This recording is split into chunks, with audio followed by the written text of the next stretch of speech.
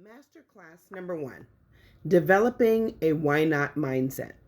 If you're ready to empower your community and cultivate innovative community partnerships, then it may be time for you to develop a why not mindset. A why not mindset is reframing your thoughts around what community partnerships are and also how they can impact your life and create a win-win situation. The bottom line is that we really can't do much alone and we're better working together. So I'm going to share a few tips that I think will be helpful for you with developing this why not mindset and also cultivating partners in the process. A why not mindset will actually draw new partners to you. It will act like a magnet for new community partners because you are now going to become their solution. To be honest, partners are actually waiting for you to call. They're just waiting for us to reach out to them. We don't realize this though, because many of us work in silos. We're working to build our own enterprise. But if we can begin to think outside of the box that we're in, then we can begin to think about how to develop community partners that will enhance both our work and their work as well. So here's some action tips to get started. First, you have to dream possibilities. Possibilities are different than a hope. Hopes are good, but possibilities are better. That means we're not only hoping something good would happen out of this partnership, but we are expecting great things to happen. Dreaming possibilities, again, means more than hoping. So, this is what successful businesses do every day. They are expecting a return on their investment. Well, aren't you worth investing in? I would argue yes. If you know who you are and you believe in what you stand for, then you're certainly a partner that's worth investing in. So, you might say to yourself, I don't dream that big. I just haven't done that before. Then I would say it's time to do a mind overhaul. That means you're going to now, time to do a mind overhaul. This means your ability to dream possibilities will allow you to attract community partners who think the same way that you do.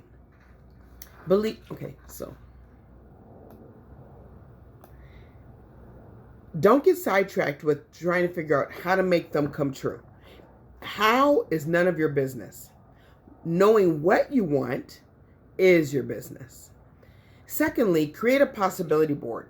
There's nothing greater than having a possibility board that's filled with your ideas, your thoughts, your dreams that you are putting visible for everyone to see. In fact, it should be something that you see that is in your office, somewhere maybe posted in your house, somewhere that you're actually seeing and going by every day because it begins to speak to you. There's something powerful about putting something in writing and watching it actually come to life. I actually believe this. So there's power in writing down our vision and making it very clear and understandable. So this possibility board is very critical because you can actually put pictures, you can put quotes, you can cut out things out of magazines, newspapers. This possibility board can actually take your thoughts and put them down on paper. I suggest using like what I've done. So I'll show you an example. This is my possibility board. And as if you can see, it has several things on it that I believe I would like to do.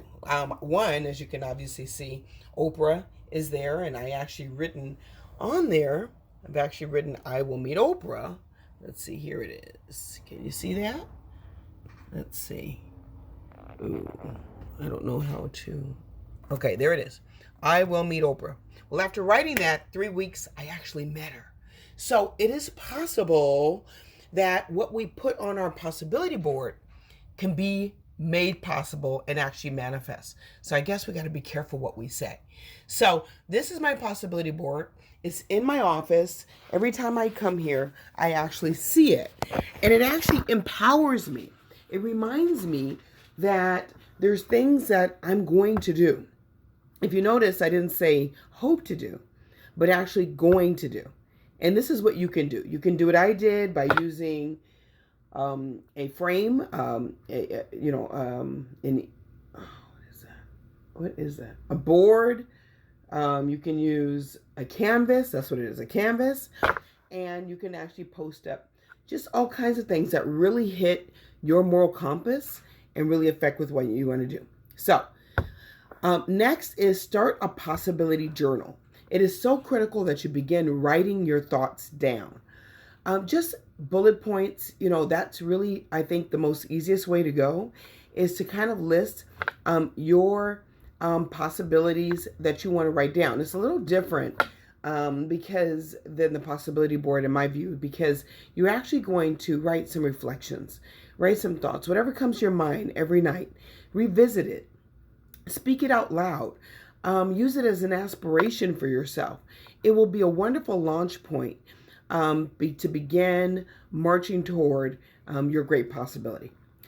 So, and it's also important with using this for community partners. You want to be ready when a community partner comes knocking on your door, or that you somehow meet them at a dinner party, or you ran into a community partner at some event that you were invited to, or you just decided to be a little, to reach out there and call a community partner. Well, you want to have an idea of the things that you want as well as the things that you need.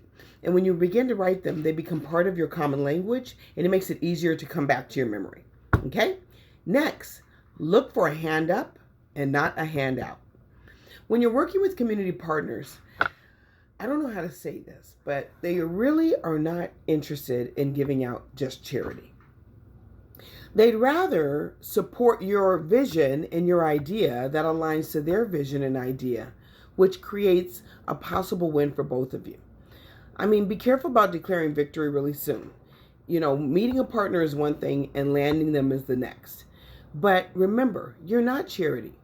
You are not someone who's just asking someone to give you something, but you're asking someone to work with you. So you're reaching out your hand so they can shake it back.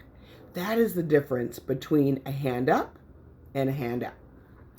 Next, hang around dream makers. It is so critical that you hang around dream makers because dream makers have actually seen dreams come true. They even know how to make dreams come true because they believe that they're winners. Just like Nelson Mandela said, he said, "I never lose. I only win or I learn." That is our mindset that we have to have as we're reaching out, working with partners, and we're bringing them in. We have to understand it's never a loss. It's always a win. And if we didn't win, we learned something. We learn that either we need to do better with our communication skills, we need to have a stronger message, we need to be able to speak from our moral compass, or we need to be more authentic. It's one of those areas that we need to be, that when we start hanging around dream makers instead of dream killers or dream doubters, then we will start to see some of our own dreams come true. It's really interesting because the question comes, how do I hang around dream makers? I don't regularly work with dream makers, and they're not just around me all the time.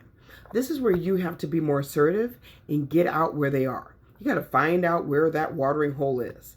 That might be at some events. I'm going to this evening to a mixer, a networking mixer. That's a great place to go. So when you go there, you start talking about your vision. And if you finish talking to someone, you start talking to somebody else. And at some point, there's going to be a dream maker that comes around in your circle.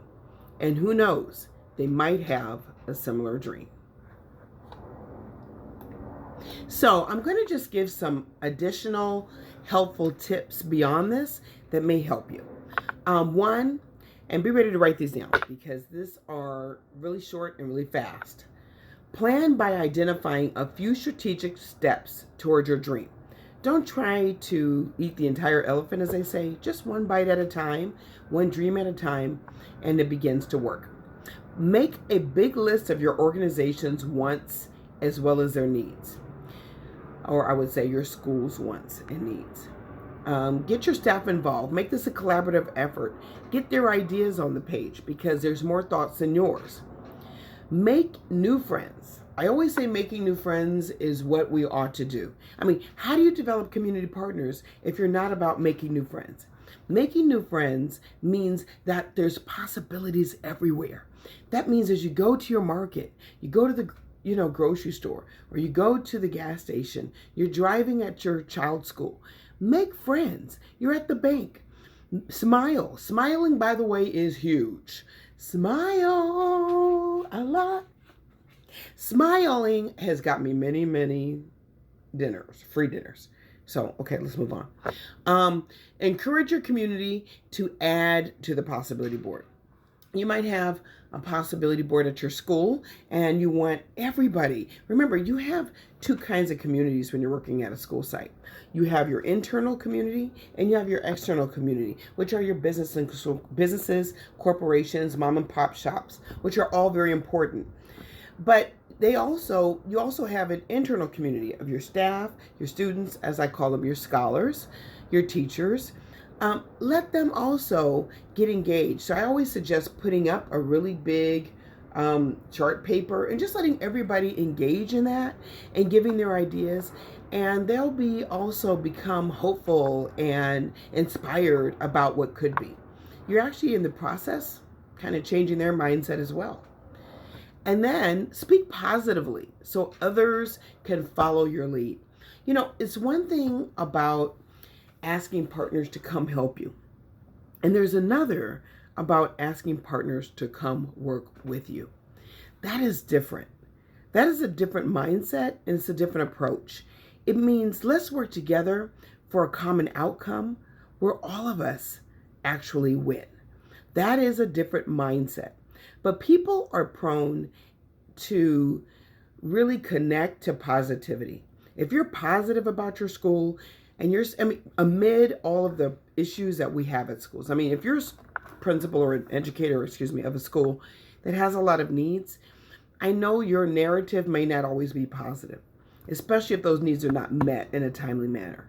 But if you can focus on the great things that are happening, regardless, that is the kind of conversation and talk and narrative that draws partners to you, and then both of you start seeing possibilities in the making. Finally, again, handouts are for charity, and your school is not charity. Your school is not charity. What is your school? Your school is filled with dream makers. Your school is filled with the next generation that are going to do great things. That's enough to begin to talk about, where somebody somewhere is going to say, I like your thinking. I want to be a part of what you're doing. This is Jackie, Dr. Jackie, for the first, what is this thing called? Sorry, Carrie. Master class number 1. We'll work on it.